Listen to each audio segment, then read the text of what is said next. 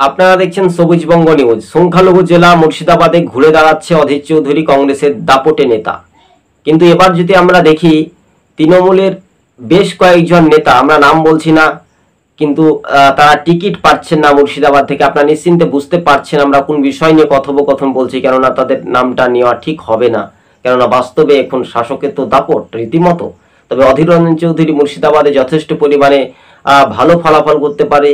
একদিকে রাহুল গান্ধী অধীর চৌধুরীকে গুরুত্বপূর্ণ দায়িত্ব, কেননা তিনি কেন্দ্রীয় অর্থাৎ দায়িত্বতে রয়েছেন, এআইসিসি মানে হাইকমান্ডের দায়িত্ব। তবে এবার 26-এর ভোটে একটা বড় চমক সংখ্যালঘু জেলা অর্থাৎ মালদা, মুর্শিদাবাদ, উত্তর দিনাজপুর, এই জেলা কটি কংগ্রেসের একটা শক্ত ঘাঁটি ছিল।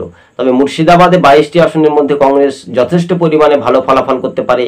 কিন্তু এবার পরিযায়ী শ্রমিকদের নিয়ে রাজনৈতিক সমীকরণের চিত্রটা একটু আলাদা হতে পারে। কিন্তু আমাদের পশ্চিমবঙ্গে পরিযায়ী শ্রমিকরা যখন কাজ করতে ভিন রাজ্যে যান, তারাই কিন্তু তৃণমূলকে ভোটটা দিয়েছিল। বাস্তবে সত্য কথা, মানে সত্য ঘটনাগুলো কারো তো পৌষ মাস, কারো তো সর্বনাশ হচ্ছে, তাই না? কিন্তু আপনারা বোঝার চেষ্টা করবেন, ভালো করে বোঝার চেষ্টা করলে নিশ্চিন্তে বুঝতে পারবেন যে তৃণমূলকে ভোটটা দিয়ে আপনারা কি পেলেন, কি সুযোগ পেলেন। যারা ভিন রাজ্যে পরিযায়ী শ্রমিক যারা কাজ করতে যাচ্ছেন, আপনারা তৃণমূলের নেতাদেরকে বলুন যে আপনারা কাজ করতে আমরা যাচ্ছি, আপনাদের এই রাজ্যে শিল্প নেই, আমরা কেন যাব, এটা কি বলা যায়? হ্যাঁ, অবশ্যই। কেননা আমাদের রাজ্যে কাজ নেই, কর্মসংস্থান নেই, চাকরির দুর্নীতি, সব দুর্নীতি পাহাড় থেকে পর্বত। তাই ভিন রাজ্যে পরিযায়ী শ্রমিকরা কটা অনাহারে দিন মানে পয়সা উপার্জন করে বাড়ির সংসারটা চালানোর জন্য যেতে হয়, এটা বাস্তবে।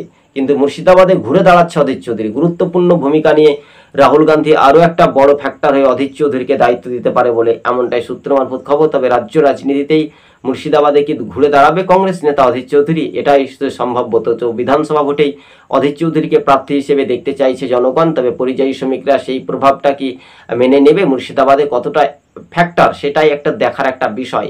তবে রাজ্য রাজনীতিতে এক প্রকার হাওয়া কিন্তু অন্যতম খোশ মেজাজ বলা যেতে পারে। তাই কংগ্রেস নেতা অধীর চৌধুরীকে প্রার্থী 26-এর ভোটে কি দাঁড়াবে না, এমনটাই সম্ভবত কিন্তু তিনি দাঁড়াতে পারেন। হাইকমান্ডের নির্দেশ যদি মানেন বা সেই রকম কোনো নির্দেশিকা আসে, তাহলে তিনি দাঁড়াতে পারেন, এমনটাই খবরের ইঙ্গিত কিন্তু আপনাদের সঙ্গে সবুজবঙ্গ নিউজ তুলে ধরেছি। সম্ভবত দর্শক বন্ধুগণ, আজকে ছিল আমাদের